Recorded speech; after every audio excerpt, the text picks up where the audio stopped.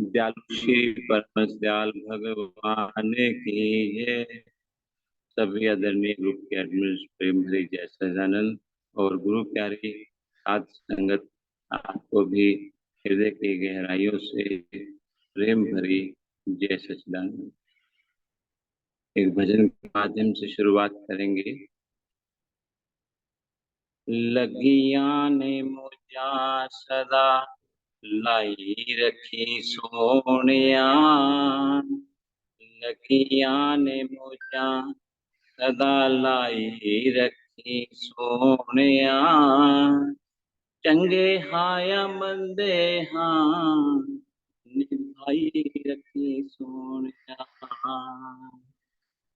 लगिया ने मुझा दिलाई रखी सोनिया,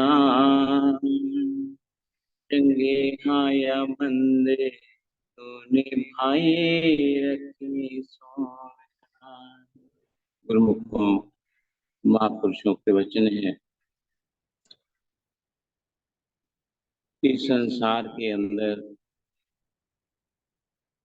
गुरुमुख रूहें जहाँ जहाँ भी जिस जिस शहर में, देश में, विदेश में जहाँ पर भी हैं, अगर गुरुमुख जन अपने हृदय की डोरी सतगुरु के चरणों से बांध देते हैं और श्री आज्ञा में मौज में चलते रहते हैं, तो गुरुमुखों महापुरुषों के ये गारंटी है, ये वचन है कि हम उस गुरुमुख के हर पल अंग संग सहाई हैं।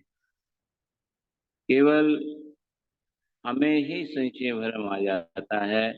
गुरुमुखों हमारे सतगुरु समर्थ हैं, हम सब जानते हैं, पूर्ण हैं, तत्व के ज्ञाता हैं, ऐसी असंख्य सृष्टियों के मालिक हैं। हम उन सदगुरुदेव महाराज जी श्री परम दयाल के सेवक हैं। तो गुरुमुखों जहाँ कहीं भी रिक्वेस्ट है आप सब गुरुमुखों से, जहाँ कहीं भी गुरुमुख जन रह रहे हैं, आज अपने दिल से कोई भी किसी प्रकार का संशय भ्रम निकाल दे रहे, क्योंकि जिस प्रकार हम कहते हैं कि पता नहीं कोई विपत्ति आ जाती है, परिस्थिति आ जाती है कि क्या होगा, हमें अगर पूर्ण विश्वास है, सतगुरु ने हमें ये गारंटी भरे वचन फरमाए हैं, तो फिर हमें उस विश्वास को जो है निरंतर अडोल रखना है। दूसरा काम सोचना ही नहीं कि मेरे गुरु महाराज जी आप जी की कृपा से मेरा विश्वास श्री चरणों में अडोल है, आपकी कृपा से ये मन स्थिर रहे और हमेशा आप जी के पावन चरणों में जुड़ा रहे।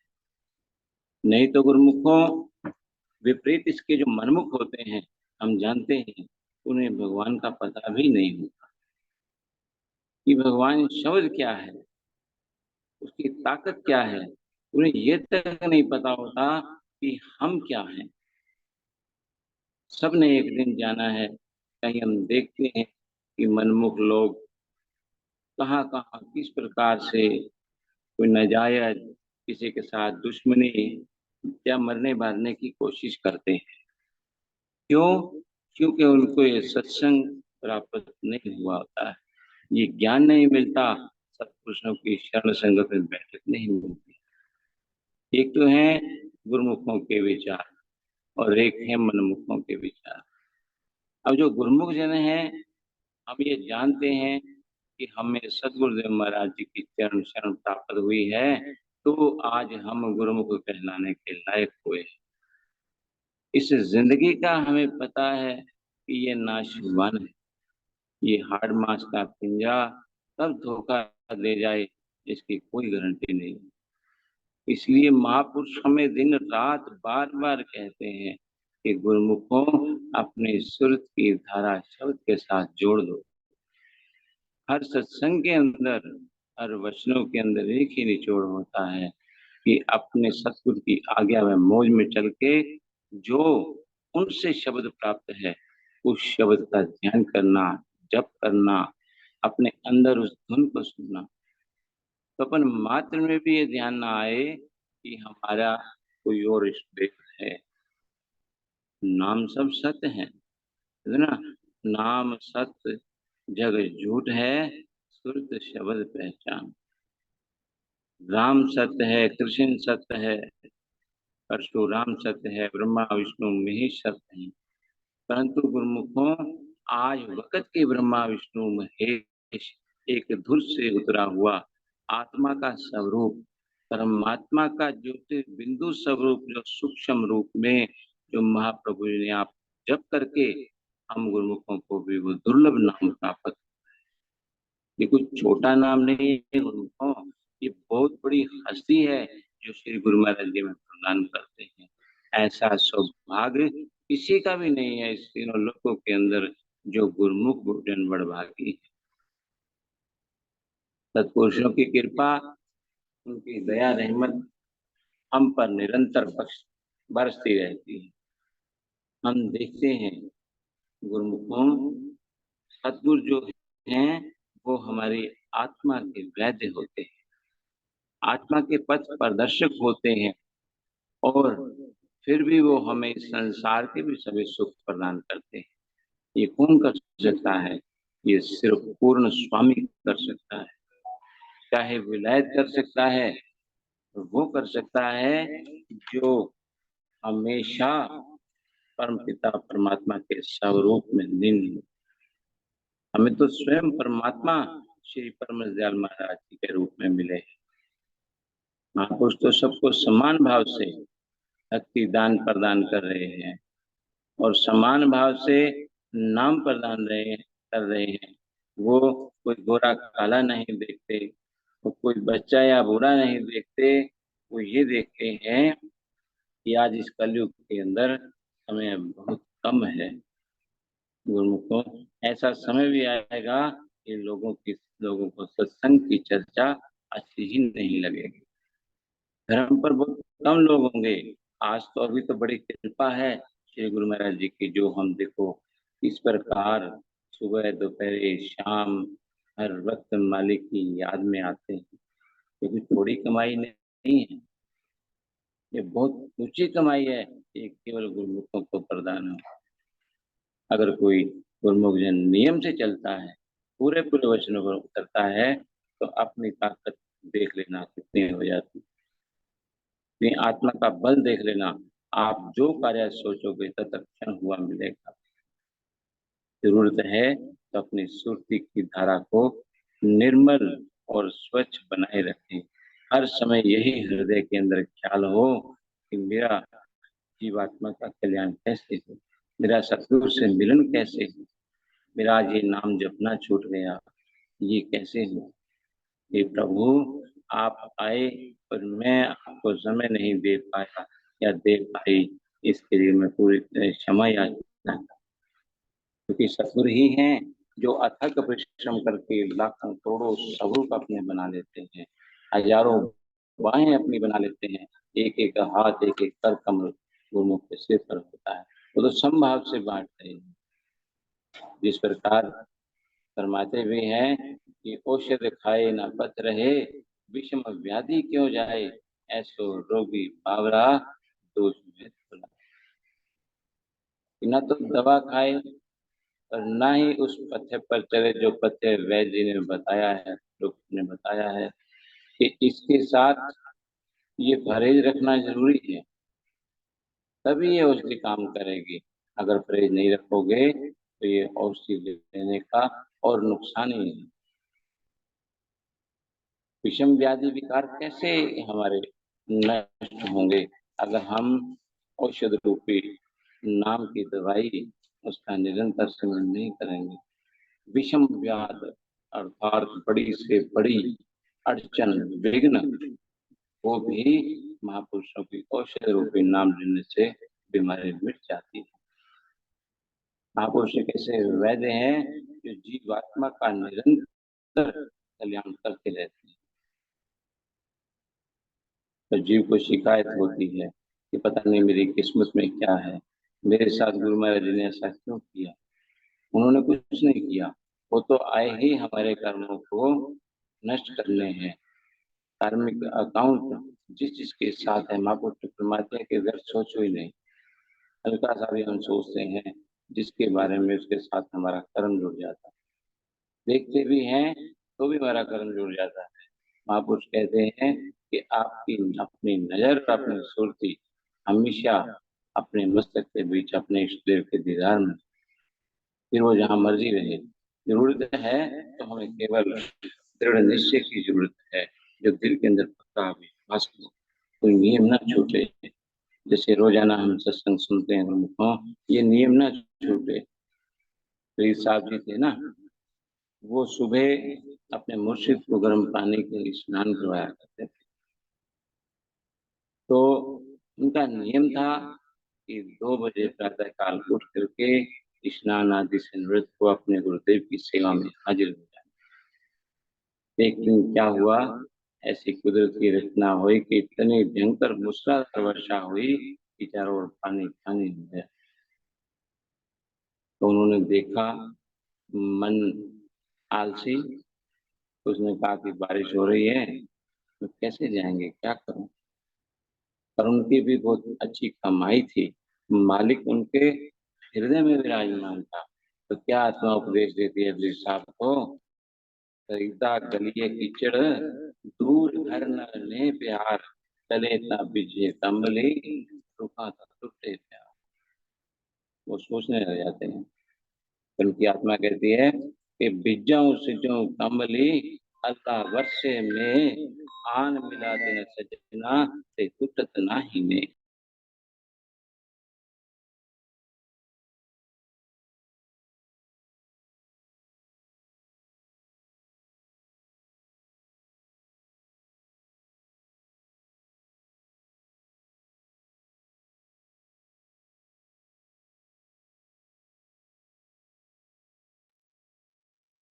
रवि भगत जी आवाज नहीं आ रही आप। जी दयालु, क्षमा चाहता हूँ बीच में प्रश्न के लिए। जो कहते हैं, आत्मा क्या कहती है कि बिचो सिजो कमली, अल्लाह वर्षे में जाई मिला न सजना टूटत नाही ने। क्या कहा फिर साहब ने कि गली के अंदर कीचड़ है, इस प्रकार जाऊंगा वस्त्र गीले हो जाएंगे, पांव गंदे हो जाएंगे, कैसे करूं। बड़ा मन ने उनके साथ उनको व्यथित कर दिया। फिर आत्मा आवाज देती है कि बीचों सीजों कमली, भीगने तो कम्बल का क्या है, ये शरीर भी जो है ये आत्मा का वस्त्र है, ये भी एक दिन अग्नि के सपुर्द हो जाएगा, ये वस्त्र भी जल जाने हैं, इनका मान क्या, इसका बचाव क्या। बचाव तो आत्मा का है, जीव आत्मा का है। ना जो गिली होती है, ना किसी को कीचड़ लगता है उसको, ना उसको जल स्पर्श करता है, वो तो सदैव अजर अमर अविनाशी है। आत्मा की उतनी ही पावर है जितनी परमपिता परमात्मा की है, अगर जीव उसको महसूस करे तो। ऐसे थोड़ी कहा है कि पारस में और संत में बड़ो अंतर हो जान, एक लोहा कंचन करे दूजा कर ले समान। वो अपने समान बनाते हैं हमें, वो किसी प्रकार से कमी नहीं रहते। जो महापुरुषों के पास होता है वो सर्वस्व अपने प्रेमी पर लुटा देते हैं। क्यों लुटाते हैं, कि सब हमारे समान बन जाएं। परंतु हमारी ही झोली छोटी रह जाती है। महापुरुष तो निरंतर दिन रात हमें बरकत दिए जा रहे हैं। अक्सर ये जीव सोचता है कि मेरे पास धन संपत्ति पदार्थ अच्छा परिवार है, सुख शांति है, बड़ी मालिक की कृपा है। कृपा ये नहीं है। भगवान श्री कृष्णचंद्र महाराज जी भागवत के अंदर अपने वचन करते हैं कि जिसको मैं प्रेम करता हूँ, मुझे तो दुनिया प्रेम करती है, जिसको मैं प्रेम करता हूँ उसको मैं सगे संबंधियों से अपमानित करवा देता हूँ, उसका मैं धन खींच लेता हूँ, असाध्य रोग दे देता हूँ, कि ताकि वो चारों तरफ से ठोकर खा करके उसे ये लगे कि मेरा केवल एक परमात्मा ही है, उसका नाम ही है। और संसारी उसको क्या समझते हैं, कंगला समझ करके कुछ भी कह करके अपने पास नहीं बिठाते। परंतु एक दिन ऐसा आता है कि वही जीव उनसे उपदेश लेने के लिए, इनका सत्संग सुनने के लिए उनके चरणों में नतमस्तक होते हैं। जब श्री अनंतपुर धाम की रचना हो रही थी तो श्री द्वितीय पातशाही महाराज जी श्री अनंतपुर गए, तो लोगों ने बट्टे मारे थे, अर्थात ईंटे जो टुकड़े होते हैं। श्री गुरु महाराज जी फरमाया कि आज ये पत्थर मार रहे हैं और कल अपना सिर मारेंगे धरती के ऊपर आकर के। वो समय आएगा। महापुरुष बड़े शीतल शहद की तरह मीठे होते हैं। उनके ऊपर जो कोई भी कैसा भी व्यंग कसे वो किसी प्रकार से बुरा नहीं मानते। क्यों? क्योंकि उन्होंने इन बुराई अच्छाई को जीता होता है, इन पांच विकारों को जीता होता है, तो उनको क्रोध कैसे आएगा? संत ही वही है। जो साधु है वो वही है। साधु की पहली निशानी नम्रता, दीनता, परहित के लिए पूर्णतः कुर्बानी पे अगर शुरू हो जाना। दिन रात देखते हैं हमारे पूजनीय भाई जन महात्मा जन कितनी मेहनत करते हैं। क्या अपने लिए? नहीं, वो हमारे लिए करते हैं, क्योंकि वो हमारे सच्चे हितैषी हैं। हमारी रूह को इस राशि के अंदर जाने से वो बड़े व्यथित और दुखी होते हैं। मुखों महापुरुषों ने ऐसे ही नहीं हमें गुरुमुखों का दर्जा दे दिया। ये सारा कार्य धूर्धाम से निश्चित है। किसी संशय भ्रमों में पड़ने की जरूरत नहीं। हमारे श्री पंचम पातशाही महाराज जी फरमाते थे, गुरुमुखों इस धाम से जाना है और आगे इसी धाम पर जाना है। यहाँ भी श्री अनंतपुर धाम में हो, आगे भी श्री अनंतपुर धाम में होंगे, अवध दर्जे का श्री अनंतपुर, जहाँ हम इसी प्रकार इस गुरुगद्दी पर विराजमान होंगे और आप हमारे सामने बैठ करके जीव दर्शन करोगे। कोई आम बात नहीं है, ये कोई नहीं बोल सकता। हमारे हजूर महाराज जी ने फरमाया कि गुरुमुखों पहचान लो हमें, हम अंतर्यामी हैं, हम स्वयं पंचम पातशाही हैं, कोई फर्क नहीं है। उठाओ पर्दा, नहीं है मुर्दा, तुमने हमें पहचाना नहीं।